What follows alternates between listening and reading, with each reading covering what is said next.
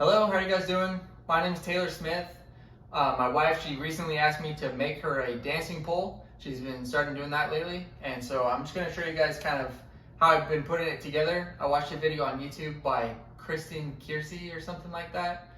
She's got a pretty good video about how she made hers, and that's pretty much where I took all my ideas from. And so I'll just kind of show you how it's been going for me. I first went to Home Depot and I got this pole. I got a 10-foot pole. I think it was like 45 bucks, something like that. It's steel galvanized conduit. So the first thing that I did is I sanded it with 150 grit sandpaper. Then I cleaned it off. And I did that a couple times just to really smooth out some of the burrs and edges that I have on it. Because if you don't, then it just gets all nasty and it's not going to be smooth. So I first hit it with 150 grit.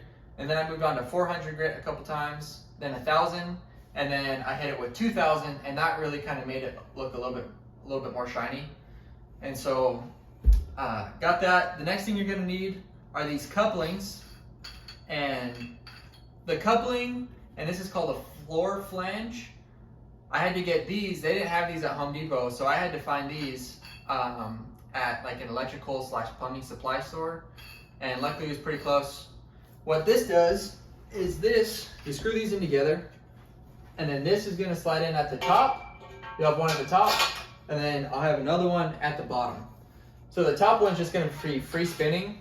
So I went through the same sanding process on the inside of this one as well. Ran it through 150 to 2,000 just so that it spins smoothly. And then I got some grease that I'm gonna put in here that's as well just gonna help it spin so it doesn't make noise or get locked up. For the bottom, I have another set of flange, and I had to go by what's called a Lazy Susan. I did not know that until I watched her video. And so this, basically the way it mounts to the floor is just friction. So luckily I have carpet. I'm not sure how I do it if I had like a hardwood floor. But on carpet it should stick there just by the weight of them being on the pole. And I mount the Lazy Susan onto this bottom plate. And then I have a top plate that gets mounted onto the top of the Lazy Susan. And then I mount my flange, just like that. And then the pole is just gonna slide in there, and then I'll lock it in with these two bolts there. And then that's how it's gonna be free spinning. Then I got just some nuts and bolts that I'm gonna need to lock it all together. For the top, in order to mount it onto the ceiling, you have to find your joist running across the ceiling. I kind of got unlucky, and I wanted the pole right here, which is right in between my two joists, which are 2 feet apart. So what I decided to do is just get a board. I'm going to mount it to both joints, and then I'm going to put this flange right in the middle of it, just like that. And so I'll mount that up on the ceiling. So hopefully it'll work out. I'll show you guys kind of what it's going to look like down the road when I get it put together. Okay, so right now what I'm doing is I first installed these two boards here because I have popcorn ceiling, and I didn't want to just straight install the board across and just kind of like mess up the place. I'm in an apartment right now, so it's kind of a struggle. So I thought I'd just install these here. What I did, now we just moved, so I don't have very many tools. So in order to find the thing, I tried a magnet. I didn't have anything on hand. I'm kind of just freeballing this, so I just poked a couple holes until I found the joist, and then I put nails on both sides of the joist, kind of like put holes in it this way until I found where the edge was this way and this way. And I did that on both ends, so I knew exactly where I could line these up. So that way each bolt or each screw went right into the middle of these joists. I'm just putting one into, just putting 1 or 4 on each one. And then I'm gonna screw that into here, into each of these guys here. And then I'll mount that top bracket on the flange. So, just an update.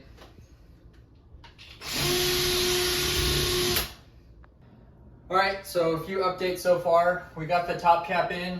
One thing I neglected to think about is that it's 2 feet on center, and I measured this board 2 feet, and I forgot to add the 1.5 inch stretch from one edge of the rafter to the other.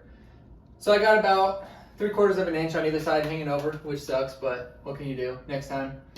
So yeah, if you're gonna do that, think about that. Add that extra 1.5 inches so you can put that in there.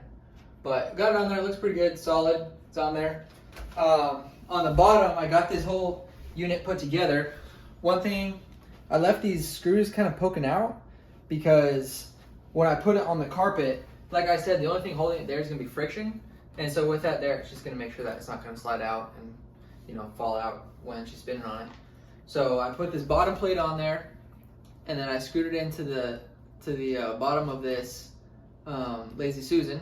Then I screwed the top of the Lazy Susan to the top of my top plate, and then I put this in there. So now it spins pretty good. I would like to have gotten like a better bearing. It spins all right, but you know, I don't know. Next time I build one, I'm gonna see what kind of other bearing I can get going. So my next step in the process is cutting the pole down. So what I'm gonna do is I'm going to measure from the bottom of here to the top of there, and maybe give myself just like a 1/4 inch of room, just so that so I can hopefully try to get this pole up in there. One of the things I did is, in order to know where I wanted this thing, I had to use a string and measure it down, because I want it in the center of the room. And so I used a string with a weight on the end, and we were able to hang it there, mark it all out, and put it together. So next time I come to you, we should hopefully have the pole all the way done, and you guys can see how it works. Alrighty, here is the final product of the pole. Doesn't look too shabby. So we got the top, comes down, and then here's that bottom. So it doesn't spin super freely. I have to clean it up, I got it all greasy. Doesn't spin super freely until you're actually on it. All right, here. So if you're actually on it, you know, spin around, all right? I think I kind of made the mistake of not pre-drilling my holes before I put my my Lazy Susan together. And so when I drilled some of those holes, a lot of those little flecks of dust got into the Lazy Susan, and now I think I need to air compress it out and maybe put some sort of bearing grease in there. But for what it is, I mean, it's really stable, and yeah, so it's pretty good. So I think it worked out. I think all in all, I have about 45 bucks from the pole. I paid 30 bucks for the plywood, which kind of sucked. I wanted to just find something cheaper, but it is what it is. And then these brackets were like the flanges, the floor flanges, I think were $7, and these guys were only like $2.50. So all in all, I spent like $100, maybe a little bit more, because I had to buy some sandpaper and all that, but not too shabby. I think it's a lot more sturdy and custom made than you would get for 150 bucks on Amazon. So cool. Well, if you liked the video, then leave a comment. So thank you very much for watching. Bye.